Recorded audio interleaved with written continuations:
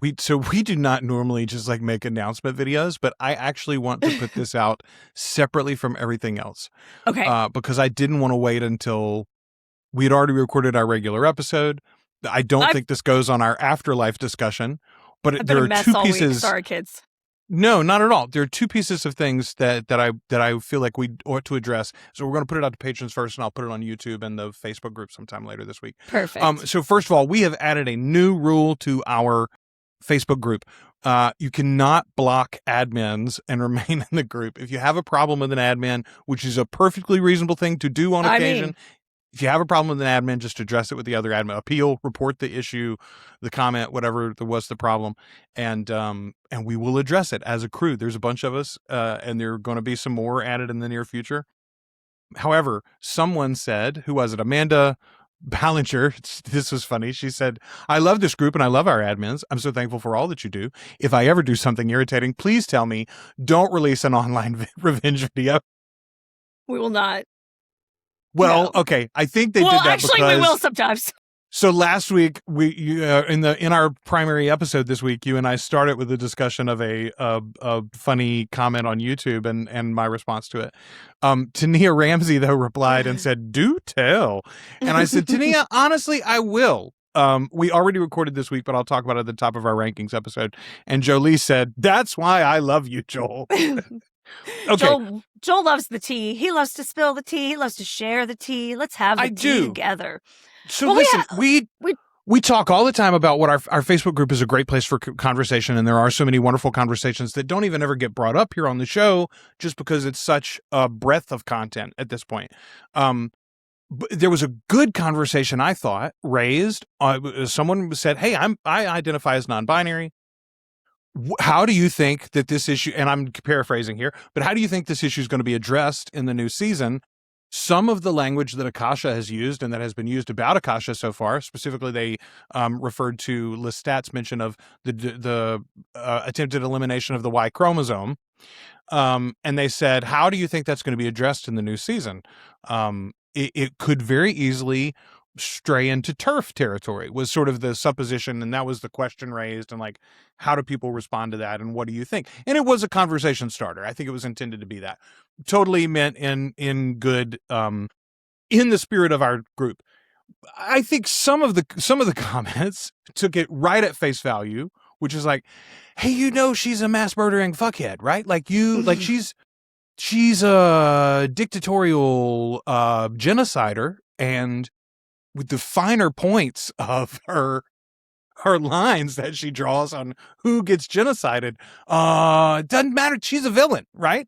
Yes. Okay. That wasn't the conversation being had, although that is also funny to think about. Like, we're having these in-depth, I don't know, college level discussions of the finer points of genocidal fictional maniacs. In-depth identity like issue sucked into a genocidal maniac. So the broad answer that I'll say to that is this: I do think it will be addressed in the show because the timeline of the story of this in the books is very different than it happening today in 2025, 2026, right? So just the timeline that she would be arising and this would be happening in is different. The world is different.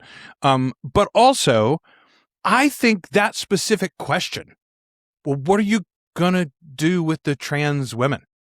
What are you going to do with the trans men? What are you going to do with non-binary people, Akasha?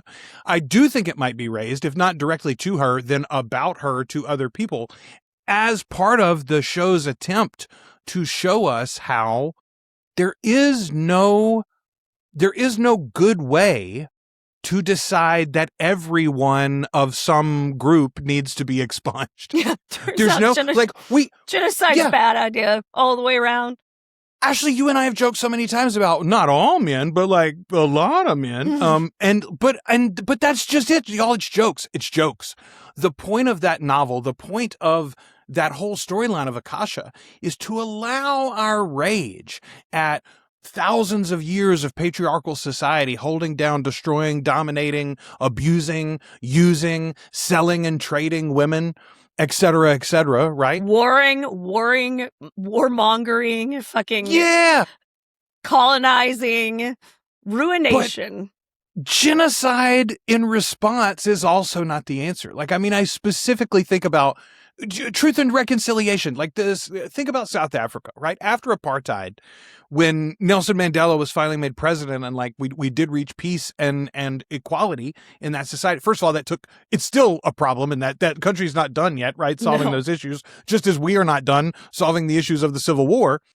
However, truth and reconciliation was their answer. They had committees, they had meetings, they had discussions. They laid bare the sins that they had committed to one another, and that is what it would take in a genuine discussion of how would we fix the patriarchy, not killing and leaving, killing 99 out of 100 men or whatever it is.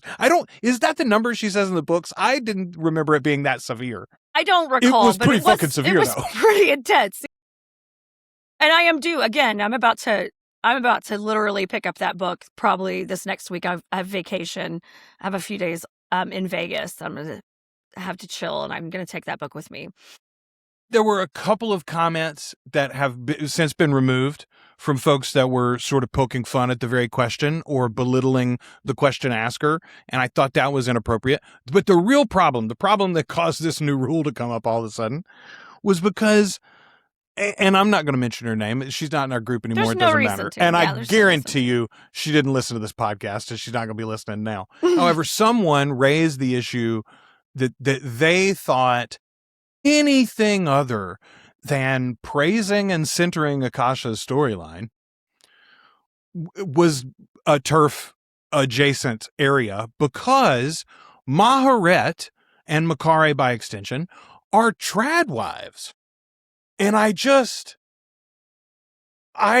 was so befuddled by the very idea of taking away the feminist power of Maharet as a figure specifically. Now, Makare, they wrote off Makare as a non-personality and a mirror of Maharet, an extension of Maharet. Mm-hmm. And I think that is almost valid, honestly.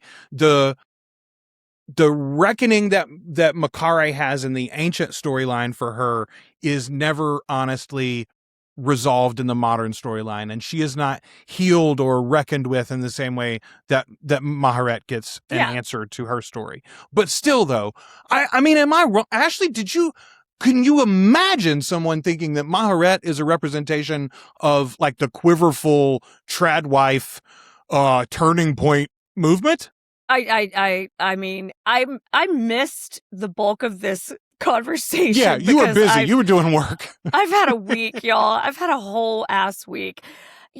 It's just wild. I don't know. That's a wild take, number one.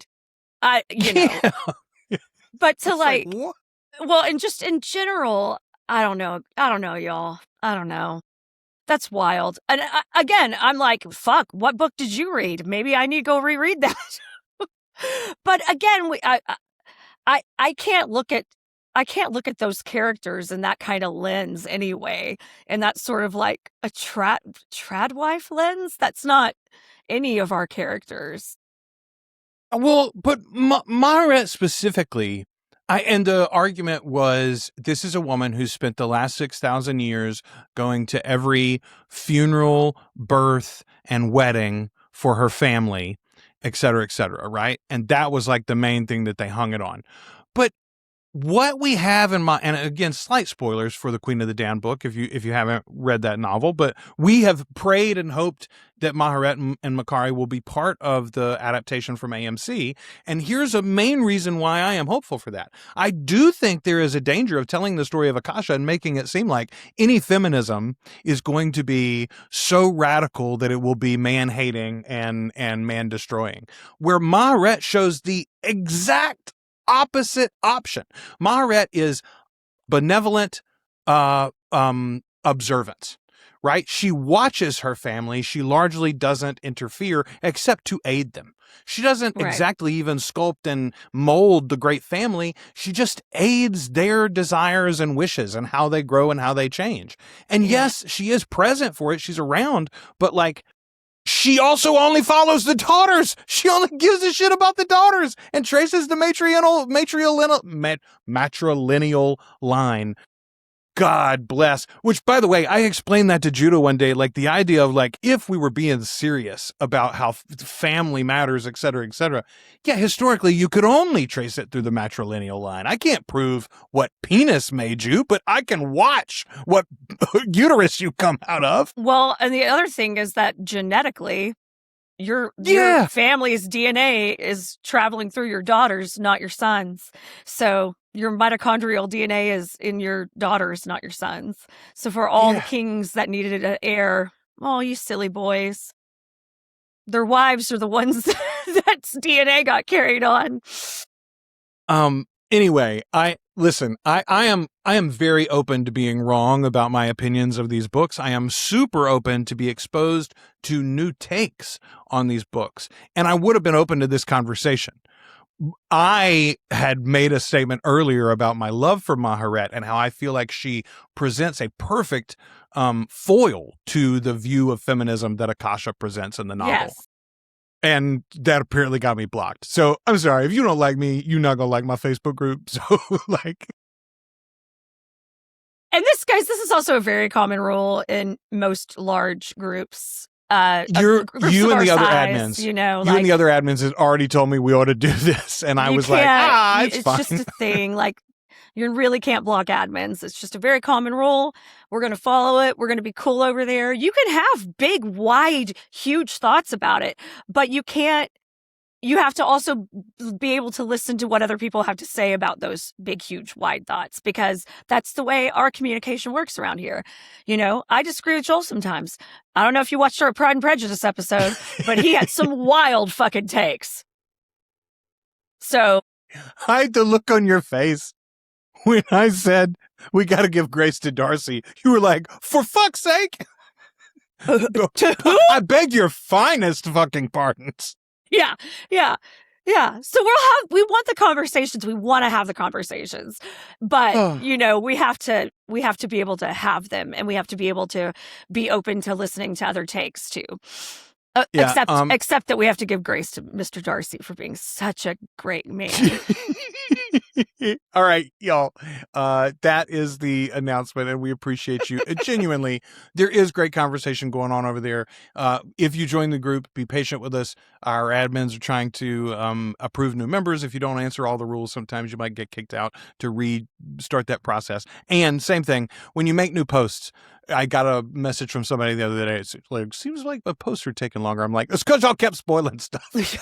Yeah, you used to be on pre-approval, bro. We took all your pre-approvals away. We did. We were really crazy during that. Those last 2 episodes, we were like, no. Y'all, if you have stumbled upon this video somehow and you're like, who even are these people? We've been talking about the Vampire Lestat. We've been talking about an interview with the vampire. We talk about Mayfair witches. We've been doing it for 10 years.